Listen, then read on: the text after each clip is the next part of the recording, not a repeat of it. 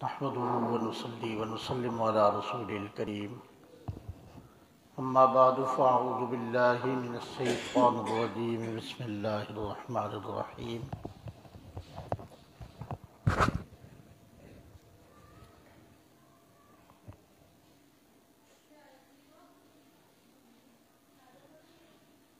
ذلك الكتاب لا ريب فيه هدى للمتقين صدق اللہ العظیم ان اللہ وملائکتہ یصلون علی النبی یا ایہا الذین آمنوا صلوا علیہ وسلموا تسلیما۔ درود پاک پڑھ لیجیے۔ اللہم صل علی سیدنا و مولانا محمد معدن الجود والکرم وعلی آلہ وصحبہ وبارک وسلم۔ صلاۃ و سلام علیک یا سیدی یا رسول اللہ وعلی آلک و اصحابک یا سیدی یا حبیب اللہ۔ صلاۃ و السلام علیک یا نبی اللہ وعلی آلک و اصحابک یا نور اللہ۔ حضرات گرامی قدر، حاضر ذیشان جناب حضرت علامہ ذیشان عزیز صاحب، دیگر سامعین اور ناظرین اور بچوں، قرآن عظیم کی آیہ مبارکہ تلاوت کرنے کا شرف حاصل کیا۔ فرمایا کہ یہ کتاب ان کے لیے ذالک الکتاب لا ریب فیہ ھدی للمتقین، یہ کتاب ایسی ہے کہ جس میں کوئی شک نہیں اور یہ پرہیزگاروں کے لیے ہدایت کا باعث ہے۔ پرہیزگار اب کون ہیں؟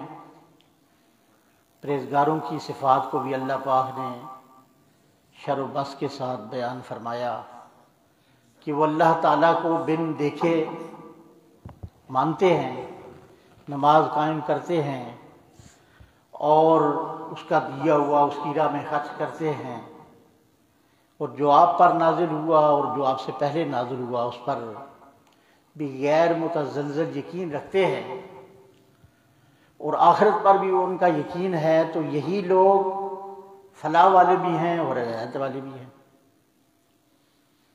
یعنی ہدایت صاحب ہدایت سے تب ہی حاصل ہو سکتی ہے کہ جب آدمی خلوص دل کے ساتھ تقوی اور پرہیزگاری کے اور نیت حسن کے ساتھ، حسن نیت، حسن اخلاص اور حسن عمل، یہ تمام چیزیں لے کر جب قرآن عظیم کی تلاوت کرتا ہے، جب قرآن پاک سے طالب ہدایت ہوتا ہے، تو جہاں یہ کتاب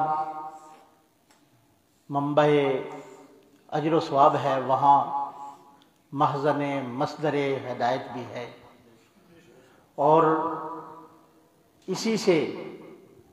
اسی کتاب ہدایت سے نبی مکرم، نبی محتشم، شفیع امت، نبی رحمت صلی اللہ علیہ وآلہ وسلم نے کہ جان نثار صحابہ نے ہدایت حاصل کی۔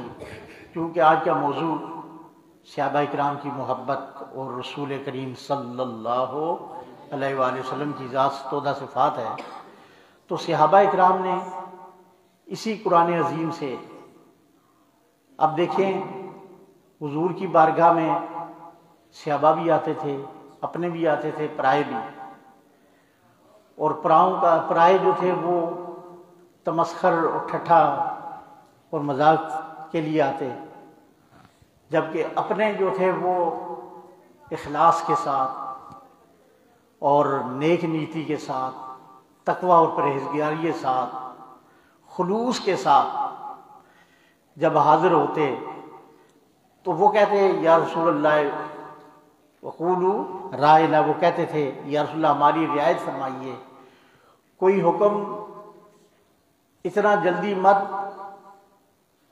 ارشاد فرمائیں کہ ہمیں سمجھ نہ آئے، ہماری رعایت رکھیں، لیکن جن کے دلوں میں زیغ تھا، کجی تھی، اور جن کے اندر گمراہی تھی، تو وہ رائنا کو لفظ کو ذرا مروڑ کر رائی کہتے تھے کہ جس کا معنی بدل جاتا۔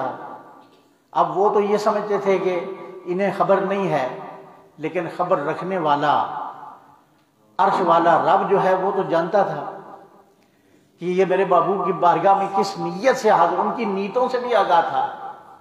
تو اللہ پاک نے فوراً قرآن عظیم کی آیت نازل فرمائی، یا ایھا الذین آمنوا لا تقولوا راعنا وقولوا انظرنا۔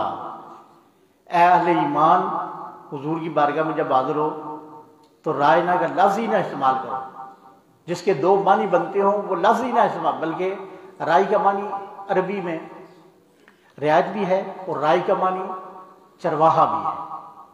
تو اب ان کے ذہن میں یہ فطور تھا، نعوذ باللہ، وہ توہین آمیز کلمات سے آپ کی بارگاہ میں آتے، تو اللہ پاک نے اس ذو معنی یعنی جس کے دو معنی ہیں اس لفظ کے ساتھ حضور کی بارگاہ میں پکارنا، بلانا، سوال کرنا ہی منع کر دیا، بلکہ غلامان مصطفیٰ سے کیا کہا، یا رسول اللہ انظر حالنا یا حبیب اللہ اسما قالنا، بلکہ یوں کہو یا رسول اللہ ہماری طرف نظر کرم فرمائیے، جیسا کہ آج کل ہمارا عقیدہ بھی ہے اور ہمارا طریقہ بھی ہے۔ تو اب یہاں یہ بات بڑی خوبصورت ہے کہ اصول یہ ہے کہ ہر چھوٹا جو ہے وہ بڑے کے آداب سکھاتا ہے۔ مثلا جو پرائم منسٹر ہے اس کے ملنے کے لیے جب کوئی آدمی جائے تو وہاں جو منسٹر ہوگا وہ بتائے گا کہ آپ نے اپنا تعارف کس طرح کرانا ہے، کس طرح بیٹھنا ہے، کس طرح گفتگو کرنی ہے، کس لباس میں آنا ہے، کہاں آنا ہے۔ لیکن عشق و محبت کی وادی میں اصول ہی بدل جاتی ہے۔ یہاں بڑا رب عز و جل جو ساری کائنات کا رب ہے، وہ اپنے محبوب کے بارگاہ میں حاضری کے آداب سکھا رہا ہے۔ یعنی حالانکہ رب اللہ تعالیٰ وراء الورا، یعنی ہر وہ غنی ہے، بے نیاز ہے، لیکن محبوب کی چاہت اور محبوب کے ساتھ اتنی محبت ہے کہ خود اہل ایمان کو یہ طریقہ بتایا جا رہا ہے کہ حضور کی بارگاہ میں جب حاضر ہو تو رائی کا لفظ نہ کہو۔ اور دوسرے مقام پر سورہ حجرات میں فرمایا، یا ایھا الذین آمنوا لا تقدموا بین یدی اللہ ورسول، یعنی اے اہل ایمان تم اللہ اور رسول سے آگے مت بڑھو۔ یہاں یہ بات تو سمجھ آتی ہے کہ رسول سے آگے بڑھنے کا مطلب کیا ہے، لیاقت صاحب سے آگے بڑھ رہا ہوں پتہ چل رہا ہے، لیکن جب ان کے والد صاحب نہیں ہیں، میں کہوں گی ان کے والد صاحب ان سے آگے مت بڑھو، وہ تھے ہے ہی نہیں ادھر۔ تو جب رب کائنات کی ذات ہمارے حاشیہ و خیال سے بھی وراء الورا ہے، ہمارے فہم و ادراک میں نہیں آ سکتی، جسے کوئی آنکھ دیکھ نہیں سکتی، لا تدرک الابصار وہو یدرک الابصار، وہ ہر ایک کو جو ہے دیکھتا ہے لیکن کوئی اسے دیکھ نہیں پاتا، ہر ایک کا ادراک ہے اسے لیکن کوئی اس کا ادراک نہیں کر سکتا۔ تو فرمایا لا تقدموا بین یدی اللہ رسول، رسول سے آگے بڑھنے کا مطلب کیا کہ رسول سے آگے بڑھنا ہی اللہ تعالیٰ سے آگے بڑھنا ہے۔ حالانکہ وہ عمل کرنے والے کیا تھے، عمل ان کا اللہ کی رضا کے لیے تھا۔ یعنی ایک صحابی نے، ایک مسلمان نے نبی پاک صلی اللہ علیہ وآلہ وسلم سے پہلے قربانی کر دی۔ اب اس کی قربانی کو چونکہ اس نے نبی پاک صلی اللہ علیہ وسلم سے پہلے کی تو اللہ پاک نے فرمایا اے اہل ایمان میرے نبی کس سے رسول سے آگے مت بڑھو۔ اور صحابہ کرام کا اکثر تکیہ کلام کیا ہوا کرتا تھا، دو بڑی باتیں اہم ہیں محبت کے حوالے سے، وہ جب بھی کوئی بات کرتے تو کہتے بے ابی و انت امی یا رسول اللہ، جب بھی کوئی بات کرتے کہتے میرے ماں باپ آپ پہ قربان ہو۔ ایک یہ بات، اور دوسری بات کہ جب کبھی وہ یعنی عاجز آ جاتے کسی بات کا جواب دیتے ہوئے تو وہ فوراً یوں عرض کو نہ ہوتے اللہ و رسولہ عالم، اللہ اور اس کا رسول ہی بہتر جانتا ہے۔ یہ دو کلمات جو ہیں اکثر صرف صحابہ کرام نہیں بلکہ صحابیات کے زبان اقدس پر بھی یہ تھا۔ تو یہاں چونکہ محبت رسول صلی اللہ علیہ وسلم کے ساتھ تو بڑے ہی اتنا وسیع مضمون ہے، صلح حدیبیہ کا موقع ہو یا جناب جنگ کا کوئی موقع ہو، صحابہ کرام نے سبحان اللہ اپنے خونوں سے وہ محبت کے وہ کہانیاں داستان رقم کی کہ بعد کے آنے والے ساری کائنات میں ان جیسی نہ کوئی وہ داستان محبت لکھ سکتا ہے نہ لکھ سکے گا۔ یعنی صلح حدیبیہ ہو رہا ہے، نبی مکرم صلی اللہ علیہ وسلم کو روک دیا گیا 1400 صحابہ کرام کی معیت میں۔ مشرکین مکہ کا ایک جو سفیر ہے وہ آ کر عروہ بن مسعود ثقفی، اس نے دیکھا، بڑا جہاندیدہ قسم کا انسان تھا، یعنی شاہان مصر و ایران کسریٰ اور دیگر قبائل میں کے ساتھ اس کا رابطہ تھا، ان کے پاس ہاں آتا جاتا رہتا تھا۔ لیکن اس نے یہاں ان درویشوں کو دیکھا تو ورطہ حیرت کے سمندر میں ڈوب گیا۔ اس نے دیکھا کہ محمد صلی اللہ علیہ وسلم کسی بات کا حکم دیتے ہیں تو کوئی ایک نہیں 10 آدمی بڑھ جاتے ہیں آگے، اس کام کے کرنے کے لیے 10 آدمی تیار کھڑے ہیں۔ جب آپ کلام فرماتے ہیں تو وہ اس طرح خاموش بیٹھ جاتے ہیں جیسے ان کے سروں پر پرندے بیٹھے ہوئے ہیں۔ اب وہ وضو کرتے ہیں تو پانی جو ہے کوئی نیچے نہیں گرنے دیتا، پروانوں کی طرح وہ شمع رسالت کے پروانے اس پانی پر جھپٹ پڑتے ہیں۔ وہ پانی زمین پر نہیں، کبھی وہ اسے کوئی پی رہا ہے، کوئی اپنے جسم پہ مل رہا ہے، جسے نہیں ملا وہ دوسرے سے تری لے کر وہ کیا کر رہا ہے، اس سے وہ برکت لے رہا ہے۔ اب جب وہ واپس گیا تو اس نے مکہ والوں کے سامنے جو بات کی وہ صرف تاریخ ہی کی بات نہیں ہے، صحیح بخاری مسلم کی روایات بھی ہیں اور ایسے سنہری الفاظ ہیں۔ اس نے کہا قریش مکہ، میں بڑے بڑے بادشاہوں کے پاس گیا ہوں، میں شاہان مصر، ایران اور کیسر و کسریٰ کے درباروں میں گیا ہوں، ان کی ظاہری ٹھاٹ باٹ کر و فر شان و شوکت دیکھی ہے، لیکن جو محبت، جو الفت، جو وارفتگی، جو فداکاری میں نے اصحاب محمد صلی اللہ علیہ وسلم نے دیکھی وہ کہیں نہیں دیکھی۔ یعنی جو وہاں مجھے نظارے دیکھنے کو ملے وہ میں نے کہیں بھی دیکھے نہیں۔ تو وہ ایسے نظارے ہیں جنہیں خریدا نہیں جا سکتا، جنہیں پیسے دے کر خریدا نہیں جا سکتا، بلکہ وہ ان کو مٹایا بھی نہیں جا سکتا، انہیں خریدا بھی نہیں جا سکتا۔ حضرات گرامی، تو صلح حدیبیہ کا یہ منظر دیکھ کر عروہ بن مسعود ثقفی جو ہے وہ حیران رہ جاتا ہے، اور چونکہ جہاندیدہ قسم کا آدمی تھا اور اہل مکہ میں زیادہ ثابت رائے رکھنے والا اور دانا بینا قسم کا آدمی، اس نے کہا محمد صلی اللہ علیہ وآلہ وسلم جب وضو فرماتے ہیں تو یہ دیوانے ان کے جو ہے پانی نیچے نہیں گرنے دیتے، اور تم کہتے ہو کہ ہم محمد صلی اللہ علیہ وسلم مغلوب کر لیں گے۔ اور پھر دنیا نے دیکھا کہ صحابہ کرام رضوان اللہ تعالی علیہ اجمعین نے اپنی جانوں کے نذرانے پیش کر کے اپنا جان و مال، اپنا سب کچھ قربان نبی مکرم صلی اللہ علیہ وآلہ وسلم کی ذات 14 صفات پر کر کے بھی وہ اس بات پر کہ ہم کیا واقعی ہم جو ہے حق ادا کر دیا، پھر بھی وہ اس بات کے ہم نے حق ادا نہیں کیا۔ حضرت اسی سورہ حجرات میں جب یہ آیت مبارکہ نازل ہوئی کہ لا تقدم بین یدی اللہ رسول، آگے جو فرمایا کہ لا ترفعوا اصواتکم فوق صوت النبی، تو حضرت ثابت بن قیس آپ جو ہیں قدرتی طور پر بلند آواز کے یعنی کچھ کانوں سے بہرے تھے تو اونچی آواز سے بات کرتے تھے، تو انہوں نے جب یہ آیت مبارکہ سنی تو ایک ہی کام گھر میں دبک کر رہ گئے۔ انہوں نے کہا اوہو، میں تو بہت اونچی آواز سے بات کرتا ہوں، اب میرے سارے اعمال ضائع ہو گئے، میں تو جہنمی ہو گیا۔ جب 2-3 دن حضور کی بارگاہ میں نہ حاضر ہوئے تو سرکار نے ان کو بلوایا، فرمایا کیا وجہ ہے؟ فرمایا یا رسول اللہ جب سے یہ آیت مبارکہ نازل ہوئی ہے تو میں سمجھتا ہوں یہ میرے ہی بارے میں ہے کہ میری آواز بلند ہوتی ہے۔ فرمایا نہیں، اپنے جانثار صحابی کی یہ محبت، یہ عشق دیکھ کر سرکار نے 3 بشارتیں انہیں عطا فرمائی، 3 بشارتیں عطا فرمائی۔ فرمایا نہیں انت عیشہ حمیدہ، فرمایا کیا تو جو ہے زندگی ایک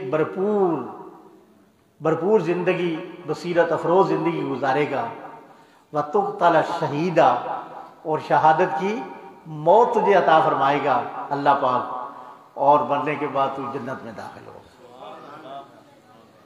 ادب رسول کی پاسداری دیکھیے، اور صحابہ کرام کا یہ معمول تھا، جو حضور کی بارگاہ میں آتے تو ناخنوں سے دروازہ اگر کھٹکھٹانے کی نوبت آتی تو آواز نہیں دیتے، زور سے نہیں دبکاتے، بلکہ ناخنوں کے ساتھ۔ اور پھر یہی بس نہیں، بلکہ فرمایا کہ اب یہاں یہ بات دیکھنی ہے کہ ایمان جو ہے وہ کہاں ہے۔ فرمایا کہ لا ترفعوا اصواتکم فوق صوت النبی، یہی ہے کہ نبی علیہ السلام کی آواز پر اپنی آواز کو بلند نہ کرو، ان تحبط اعمالکم وانتم لا تشعرون، تمہارے اعمال ضائع ہو جو تمہیں اس بات کی خبر بھی نہ ہوگی۔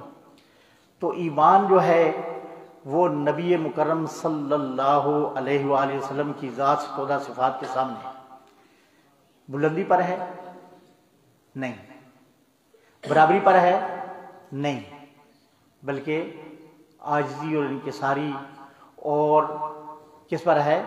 پستی پر۔ حضور کی بارگاہ میں جب حاضر ہوتے صحابہ اکرام تو ان کی کیفیت یہ ہوتی، خاموش کافی دیر تک بیٹھے رہتے کہ کوئی آنے والا آئے اور حضور صلی اللہ علیہ وسلم سے کوئی سوال کرے تاکہ ہمیں بھی معلوم ہو جائے، تاکہ ہم بھی سن لیں اور ہمیں بھی یہ معلوم ہو جائے، یعنی دین کا علم ہمیں بھی حاصل ہو جائے۔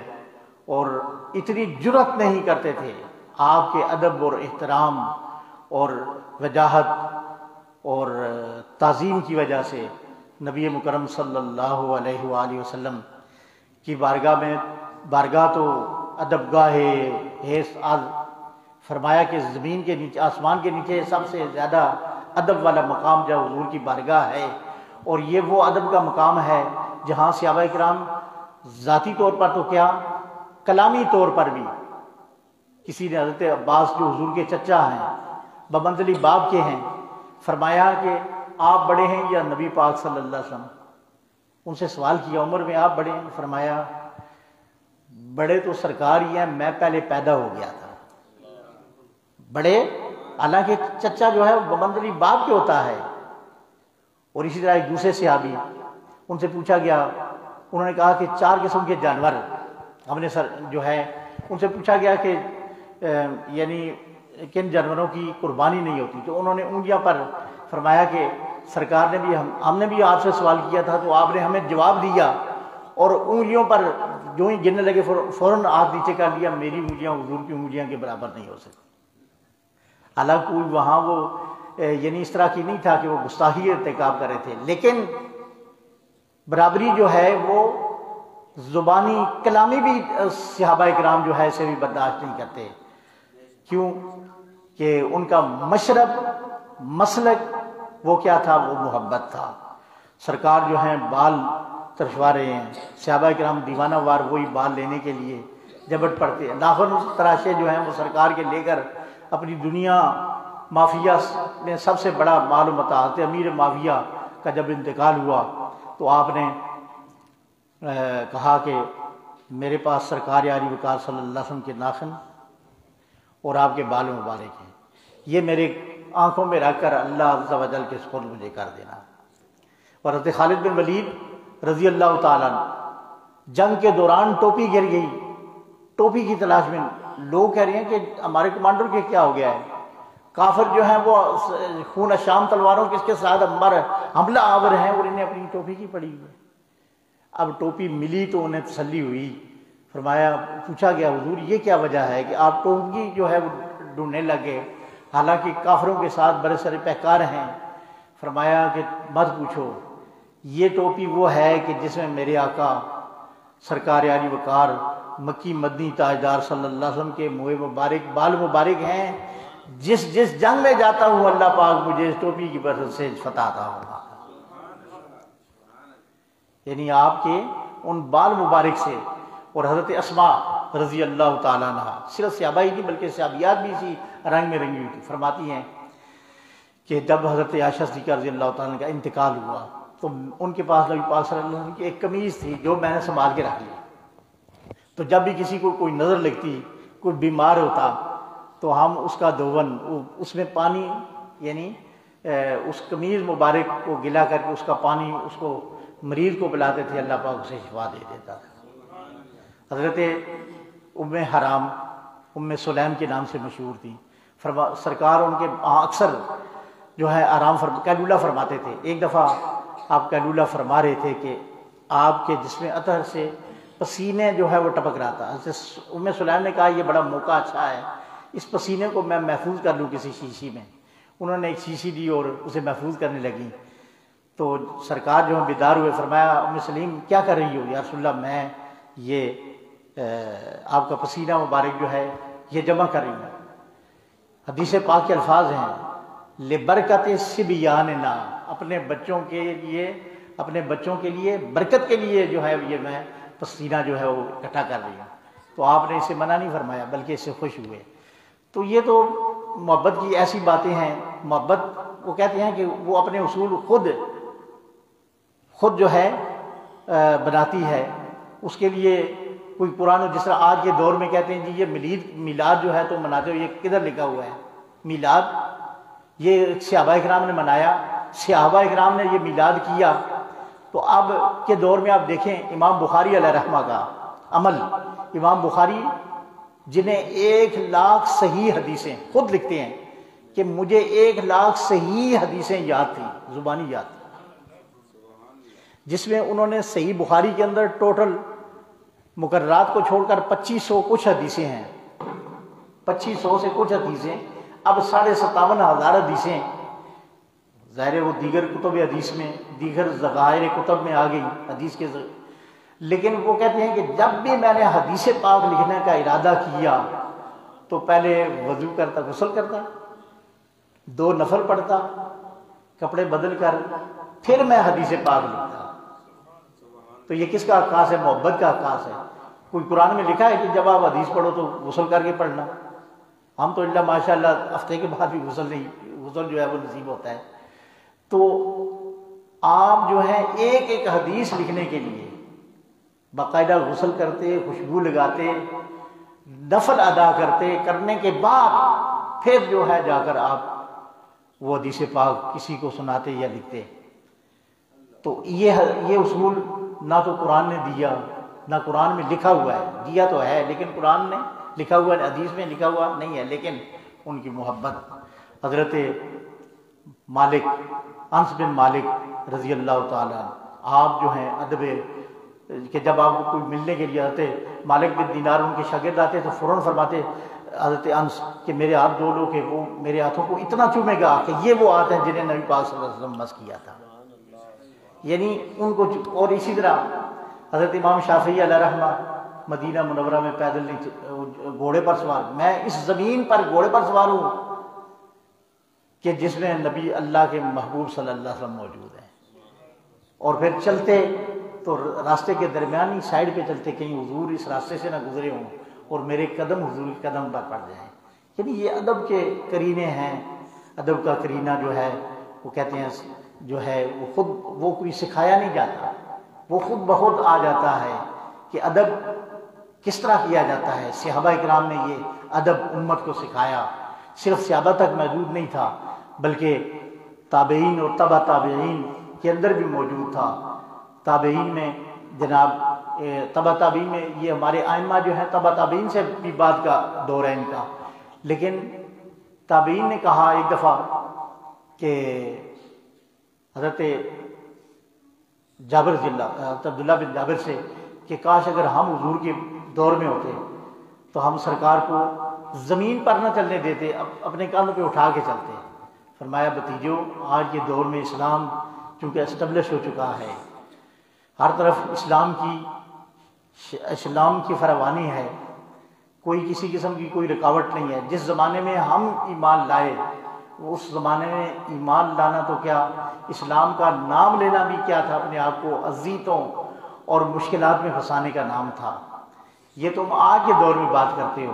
حضرات گرامی، صحابہ کرام نے نبی پاک صلی اللہ علیہ وسلم کی محبت میں جو جو صحبتیں برداشت کی، وہ تاریخ کا ایک ایسا حصہ ہے، یعنی انوکھا حصہ ہے کہ جنہیں آج مسلمان پڑھ کر اپنے ایمانوں کو جلا بھی بخش سکتے ہیں، اور اپنی جو ہے یہ بسیدہ متاع ایمان کو دوبارہ جلا بخشنے کے ساتھ ساتھ اسے زندہ و تابندہ بھی کیا جا سکتا ہے۔ صرف صحابہ کرام نہیں بلکہ صحابیات کا بھی یہی مشرب تھا۔ حضرت ام عمارہ عین کے ساتھ، نام ان کا نصیبہ تھا لیکن عمارہ کے نام سے مشہور تھیں۔ آپ جو ہیں جنگ احد کے موقع پر نبی پاک صلی اللہ علیہ وسلم کے دائیں بائیں آپ جو ہیں سرکار کا پیرا دے رہی تھی، کبھی دائیں کبھی بائیں، تو فرمایا کہ آج میں جدھر دیکھتا ہوں مجھے ام عمارہ ہی نظر آتی ہے۔ تو اللہ کے محبوب صلی اللہ علیہ وسلم نے فرمایا، انہیں خاتون احد کا لقب عطا فرمایا۔ خوش ہوئے، اور جب خوش ہوئے ایک کافر قمہ حضور پر حملہ آور ہوا تو آپ نے اس کے جواب میں اسے جو ہے جوابی وار انہوں نے کیا جو اس کی پنڈلی پر لگا، تو نبی پاک صلی اللہ علیہ وسلم خوش ہوئے۔ تو میں ہمارا کہتی ہیں جب خوش ہوئے تھے فرمایا کہ آج ہمارا تم نے بڑے بڑے جو ہے بادروں کو پیچھے چھوڑ دیا۔ فوراً عرض کرنا یا رسول اللہ، جس طرح ہم یہاں آپ کی خدمت میں موجود ہیں، آپ ہمارے لیے دعا کریں کہ جنت میں بھی آپ کے ساتھ ہی اسی طرح خادم رہیں۔ فرمایا بالکل بالکل تم میرے ساتھ۔ سرکار نے اسی وقت انہیں جنت بھی عطا فرما دی اور جنت کی خدمت بھی انہیں عطا فرما دی۔ حضرت کعب بن ربیعہ بن کعب اسلمی رضی اللہ تعالیٰ حضور کی بارگاہ میں حاضر ہوئے۔ آپ یعنی پانی کا ایک جو وضو کے لیے پانی رکھا، سرکار خوش ہوئے، فرمایا کس نے رکھا؟ جی فلاں نے رکھا۔ تو آپ نے فرمایا سل ربیعہ، خوش ہوئے تو فرمایا ربیعہ مانگو، کیا مانگتے ہو؟ فرمایا مرافقتک فی الجنہ، یا رسول اللہ آپ کی رفاقت، جنت میں آپ کی رفاقت چاہتا ہوں۔ فرمایا او غیر ذالک، اس کے علاوہ کچھ اور بھی مانگ لے۔ فرمایا یا رسول اللہ بس تجھ کو مانگ کر سب ہی کچھ تو پا لیا، تجھے مانگ کر سب کچھ ہی مانگ لیا کہ مصداق جب آپ مل گئے تو سب کچھ مل گیا۔ فرمایا اعنی علی کثرت السجود، میری تو مدد کر کثرت سجود سے، یہ جو تمہیں جنت مل گئی ہے اس کے شکرانے کے طور پر تو اب کثرت کے ساتھ سجدے کیا کر۔ حضرات گرامی، نبی پاک صلی اللہ علیہ وسلم اپنے جانثاروں کو جنت بھی عطا فرمائی اور انعامات بھی عطا فرمائے، اور پھر اسی طرح محبت کے یہ انداز جب اپنے جانثاروں کے سرکار کو پسند آئے تو فوراً ان پر انعام کی بارش فرما دی۔ کہتے ہیں کہ جب جنگ احد ہوا تو عبددار جو عبدری ابو طلحہ عبدری جو ہے وہ اتنا دلیر اور اتنا یعنی آدمی تھا خوفناک، 1000 آدمیوں کے برابر، اور وہ اتنا دلیر تھا کہ ہر اس سے آدمی خائف زدہ تھے۔ تو اس نے بارزت سب سے پہلے پیش کی اور للکارتا رہا، یہاں تک کہ مسلمانوں یعنی پہلے جو ہے کیا ہوا، حضرت زبیر بن عوام آپ جو ہیں اس کی للکار پر فوراً آپ کے ہاتھ میں ایک برچھی ہے اور لے کر فوراً جو ہے وہ اس کے پاس پہنچتے ہیں اور جست لگا کر جس اونٹ پر وہ سوار تھا، یعنی کافروں کا وہ چونکہ علم بردار تھا، تو اس اونٹ کے پیچھے ردیف بن کر اس کے پیچھے سوار ہو گئے، کود کر چھلانگ لگائی اور اس کے ساتھ بیٹھ گئے۔ اور جناب اب دونوں لشکر دیکھ رہے ہیں کہ اب کیا ہوتا ہے، اگلا منظر کیا سامنے آتا ہے۔ تو آپ نے جناب فوراً اسے کھینچ کر سواری سے نیچے اتارا اور ذبح کر دیا۔ جو ہی ذبح ہونے کا یہ منظر دیکھا تو لشکر اسلام نے خوشی سے اللہ اکبر کی صدائیں بلند کی، اور سرکار نے اسی موقع پر ارشاد فرمایا کہ ہر نبی کا ایک خواری ہوتا ہے، یعنی مددگار ہوتا ہے، اور میرا مددگار زبیر بن عوام ہے، میرا خواری زبیر بن عوام ہے۔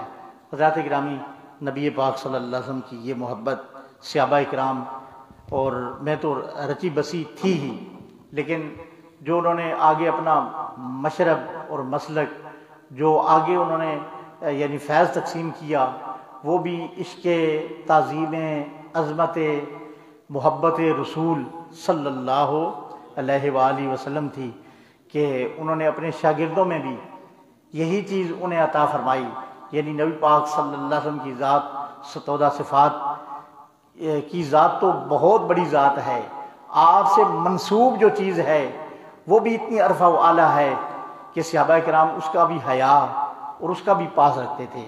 آج کے دور میں یہ بات تو بڑی عجیب بھی ہے اور بڑی یعنی انتشار پسندی کی طرف لے جاتی ہے کہ صحابہ کرام اہل بیت اطہار کے درمیان کوئی رنجشیں تھیں یا کوئی رکاوٹیں تھیں، ایسی بات بھی نہیں ہے۔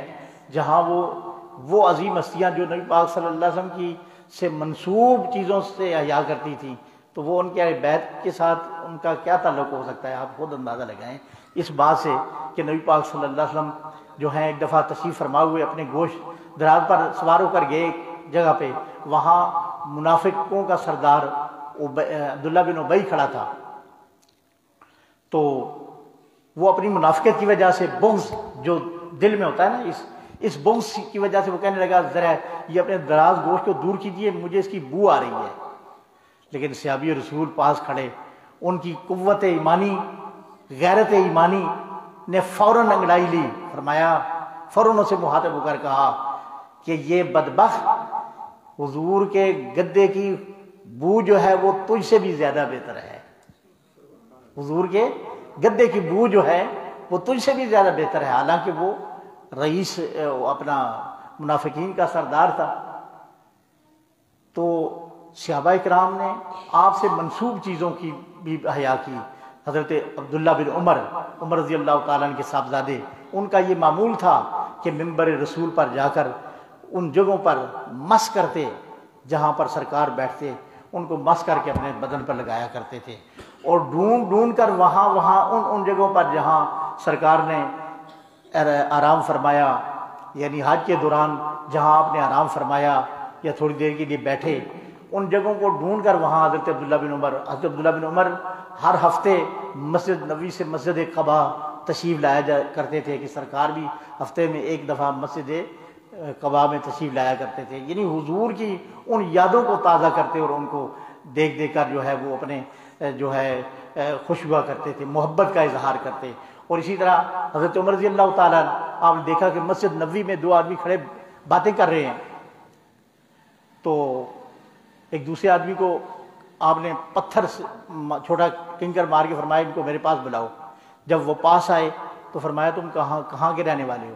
انہوں نے کہا جی ہم طائف کے رہنے والے۔ فرمایا اگر تم اس شہر کے رہنے والے ہوتے تو میں تمہیں سخت سزا دیتا کہ یہ مسجد رسول ہے، رسول اللہ موجود ہیں اور تم اتنی بلند آواز سے باتیں کر رہے ہو۔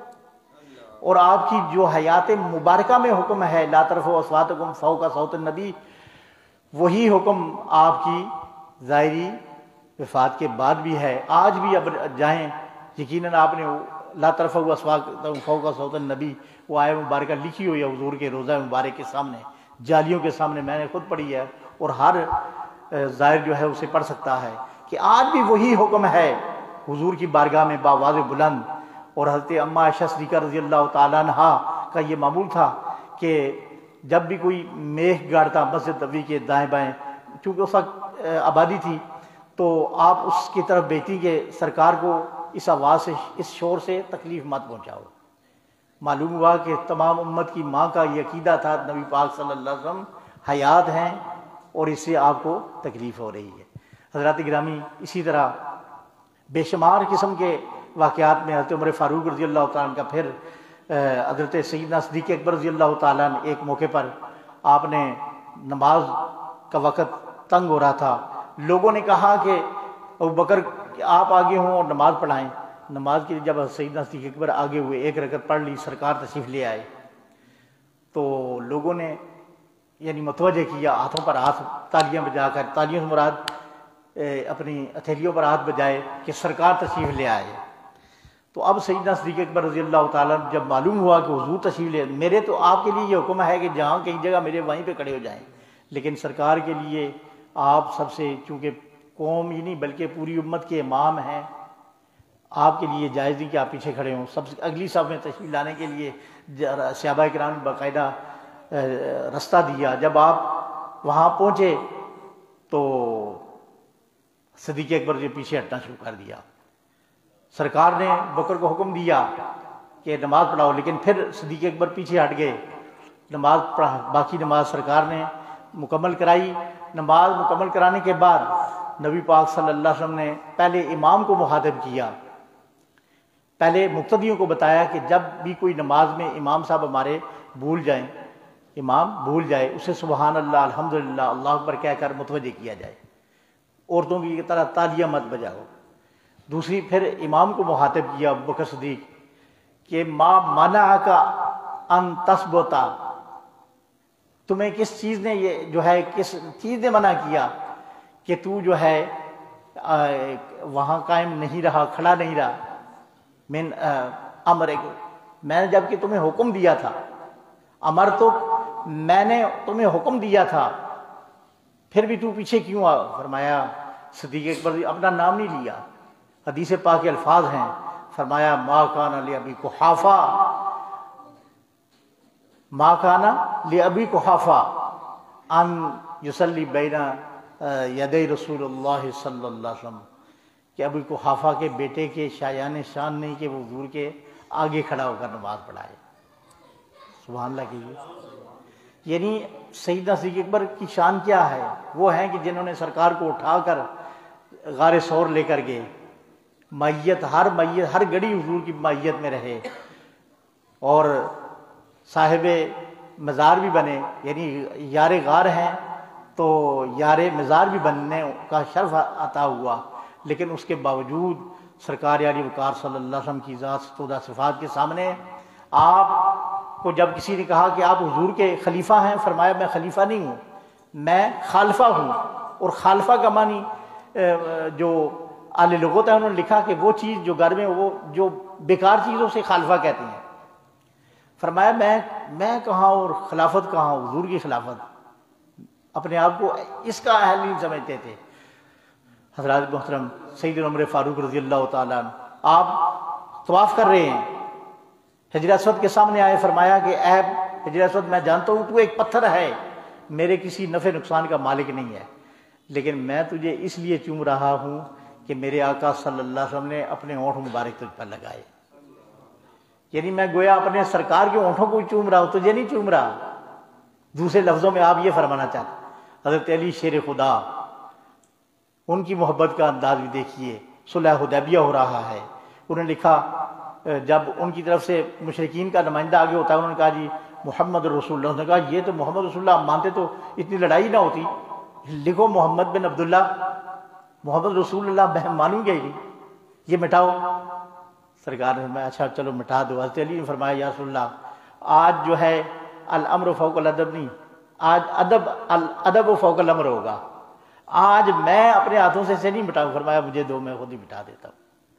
حضرت علی نے پھر وہ لکھ کر فرمایا ہم نے تو آپ تو مان لیا، اب ہم کیسے کہیں کہ آپ اللہ کے محمد رسول اللہ کیوں نہ مانیں. اسی طرح عثمان ذو النورین کے بارے میں آپ سنیں کہ اسی موقع پر، صلح حدیبیہ کے موقع پر، کافروں نے کہا کہ آپ جو ہیں آئے ہیں ہمارے پاس تو اب عمرہ کر لیں، وہ سامنے بیت اللہ شریف ہے، اس کا طواف کر لیں. فرمایا میں حضور کے بغیر طواف کر لوں؟ سرکار کو، ان کے جانساروں کو تم نے حدیبیہ کے موقع پر روک لیا ہے اور میں ان کے بغیر یہاں طواف کروں؟ ہمیں یہ طواف سکھایا کس نے؟ ہمیں یہ کعبہ بتایا کس نے؟ اگر اسی کو روک لیا گیا ہے تو میں کبھی بھی طواف نہیں، اور طواف نہ کیا. کیا طواف نہ کرنا کوئی قرآن و حدیث میں کہ حضور کے بغیر طواف نہ کرنا لکھا ہے کہیں؟ نہیں. اور پھر اسی طرح اگلی حدیث کہ جب سیدنا علی نماز عصر رہ گئی تو جب سرکار بیدار ہوئے تو فرمایا علی کیوں رو رہے؟ فرمایا یا رسول اللہ میں نماز ادا نہیں. تو اب حدیث پاک کے الفاظ سنیے. حدیث کے الفاظ کیا ہیں؟ قاضی ایاز مالکی علیہ رحمہ نے فرمایا کہ اللہم اے اللہ ان علی، بے شک علی فی اطاعت کا اطاعت رسولک، نماز پڑھنی اطاعت ہے یا چھوڑنی اطاعت ہے؟ پڑھنی اطاعت ہے نا. لیکن اللہ کے محبوب کیا حضور کی بارگاہ میں دعا کر رہے ہیں؟ اللہ کی بارگاہ میں فرما رہے ہیں یا اللہ علی تیری اور تیرے محبوب کی اطاعت میں تھا، لہذا سورج کو واپس بلا. تو آپ یہ صحابہ کرام کا مشرب تھا. اللہ پاک ان کے عظیم مشرب سے، کیونکہ مسعود صاحب ان کوئی گوشہ کر سکیا، لہذا اللہ پاک اس خز وافر سے ہمیں جو ہے کچھ چیزیں ہمیں بھی عطا فرما دے تو یہ ہماری دنیا آخرت کے لیے کافی ہے. حضرات گرامی، صحابہ کرام کی زندگیوں کا عنوان محمد صلی اللہ علیہ وسلم کی ذات، ان کا اٹھنا سرکار کی، یعنی ان کی اٹھنے کا عنوان بھی، بیٹھنے کا عنوان بھی، سونے کا عنوان بھی، اور زندگی کا عنوان محمد تھا. آپ دیکھیں وہ بہادر بھی تھے، وہ حافظ بھی تھے، وہ قاری بھی تھے، وہ مجاہد بھی تھے، وہ غازی بھی تھے، وہ سب کچھ تھے، لیکن ان کی ساری صفات جو ہیں وہ کس میں مٹ گئیں؟ وہ صحابیت رسول میں مٹ گئی. صحابی ہونا اتنا بڑا شرف ہے کہ آج بھی غازی ممتاز قادری ہے یا نہیں؟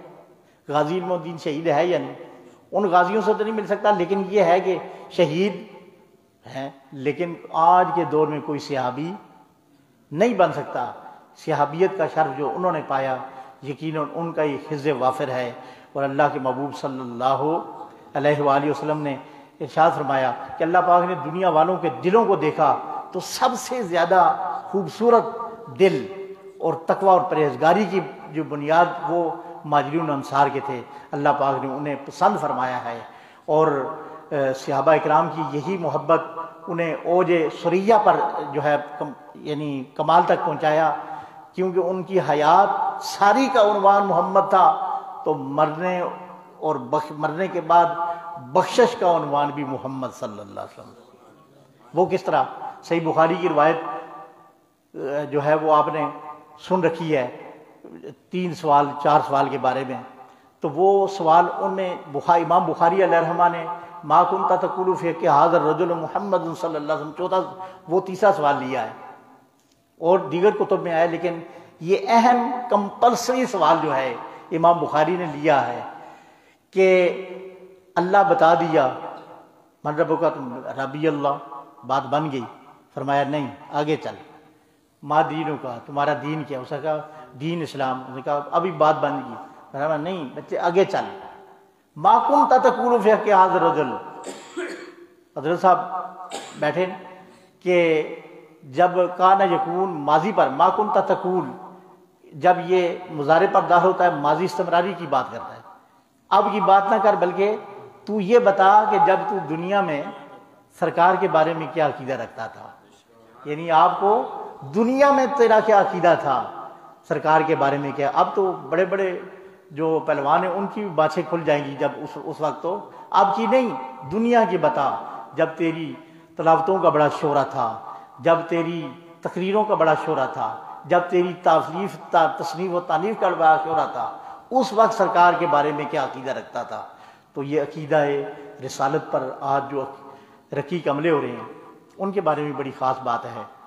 آپ نے دیکھا کہ کوئی توحید کے بارے میں نہیں لکھتا، نہ ہی اس پر اسے کوئی اعتراض ہے، نہ ہی اس پر کوئی کسی قسم کی تحفظات ہیں. وہ جناب یہودی ہو، وہ عیسائی ہو، وہ ہندو ایون دن ہندو ہو، ایک اللہ کو ماننے والے ہیں. لیکن اگر کوئی لب کشائی کرتا ہے، مسلمہ کذاب سے لے کر آج کے وہ سلمان رشدی تک جتنے بھی آئے، انہوں نے باب رسالت میں زہر اگلا تو بھی، لب کشائی کی تو بھی، انگشت نمائی کی تو بھی، سرکار باب رسالت میں کیوں؟ وجہ کیا ہے؟ وجہ یہ ہے، یہودی مفکر لکھتا ہے، محقق لکھتا ہے کہ مسلمان اس وقت تک ہم سے جو ہے مغلوب نہیں ہو سکتے جب تک کہ ان کا تعلق ان کے نبی سے کمزور نہ پڑ جائے. تو اب ہمیں یہ چاہیے کہ اسلحہ اور یہ جناب اتنی بڑی بڑی توپیں نہ چلائیں، بلکہ ان میں ایسے جو ہے مورے تیار کریں جو ان کے اندر سے ہی ہوں، وہ اندر سے انہیں کھوکھلا کریں. اپنے نبی کے ساتھ ایمان، جو تقوی اور ایمان اور محبت، ادب، احترام، تعظیم کا جو تعلق ہے اسے کمزور کر دیں. ان کی توحید بھی خود بخود ختم ہو جائے گی، سارے معاملات ان کے ختم ہو جائیں۔ حضرات گرامی، اللہ پاک کی بارگاہ میں دعا ہے خالق کی کائنات سرکار عالی وقار صلی اللہ علیہ وسلم کی سچی سچی غلامی، سچی سچی محبت عطا فرمائے اور ہمارا یہ مل بیٹھنا اپنی بارگاہ میں قبول فرمائے، ہمارے دلوں کو سرکار کی محبت سے آشنا فرمائے، دعا فرمائے۔ آمین۔ اللہم صلی اللہ وسلم بارک علی من اسمہ سیدنا محمد صلی اللہ علیہ وسلم معدن الجود والکرم وعلی آلہ وصحبہ وبارک وسلم۔ مولا عز و جل نبی پاک صلی اللہ علیہ وسلم کی بارگاہ میں جو الفاظ کہے گئے اپنی بارگاہ میں قبول و منظور فرما۔ مولا عز و جل نبی پاک سچی سچی غلامی، سچی سچی محبت عطا فرما۔ سرکار علی وقار صلی اللہ علیہ وآلہ وسلم کی دنیا میں ختم نبوت کا پہرے دار بنا، عظمت رسالت، محبت رسالت مآب صلی اللہ علیہ وسلم ہمارے بچوں، ہماری نسلوں میں یا اللہ اس کی آبیاری فرما۔ مولا عز و جل سرکار علی وقار صلی اللہ علیہ وسلم کی شفاعت کبریٰ سے ہمیں بہرہ مند فرما۔ آپ کے پیارے طریقوں کو سیکھنے سکھانے پڑھنے پڑھانے کی توفیق عطا فرما۔ مولا عز و جل جو ہمارے لوگ اب اسی کاز کو لے کر، اسی مقدمے کو لے کر چل پڑے ہیں، یا اللہ غیب سے ان کی مدد فرما۔ یا اللہ تو ہی ان کا حامی و ناصر ہے، ان پر اپنے رحم و کرم فرما۔ ہمیں ہمارے ناخداؤں کو ہدایت نصیب فرما۔ اس ملک میں نظام مصطفیٰ کا نفاذ، مقام مصطفیٰ کا تحفظ کی توفیق عطا فرما۔ انت ولینا فی الدنیا والآخرہ، توفنا مسلم والحقنا